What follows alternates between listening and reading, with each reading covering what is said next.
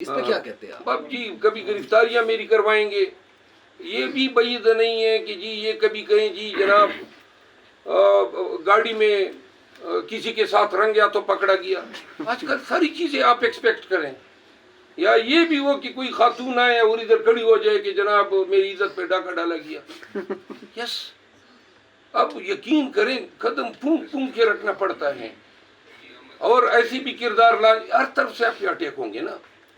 کوئی آپ کو وہاں سوشل میڈیا پہ کسی کو بٹھا کے آپ کی طرف توپوں کا رخ کرے گا، جی یہ جناب کیوں نہیں پکڑا جاتا ہے. کم بختو، آپ کو یعنی کہ اپنی صداقت کا یقین دلانے کے لیے مرنا پڑے گا.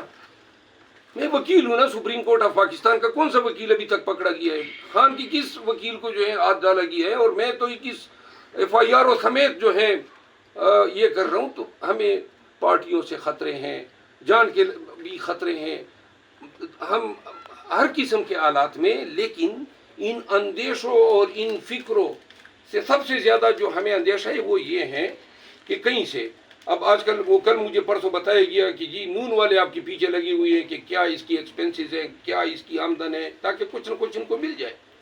تو میں تو ڈنک کی چوٹ پہ کہتا ہوں سب کو، کرو دوربینیں لاؤ، خوردبینیں لاؤ، طوائفوں کو لاؤ، گندیوں کو لاؤ، جو کچھ کر سکتے ہو کرو. انشاءاللہ ہم اپنے آپ کو عوام کی عدالت میں وینڈیکیٹ کر کے رہیں. اچھا مروت صاحب بتائیے گا کہ سائفر کیس کے بارے میں ابھی آپ بتا رہے تھے، سائفر کے حوالے سے بڑی جو ہے وہ ڈس انفارمیشن بھی ہے، کچھ انفارمیشن بھی ہے. کہا جاتا رہا کہ کوئی سائفر نہیں ہے، عمران خان کسی سازش سے نہیں ہٹایا گیا. اب تو سائفر سچ ثابت ہوا جب مقدمہ ہوا.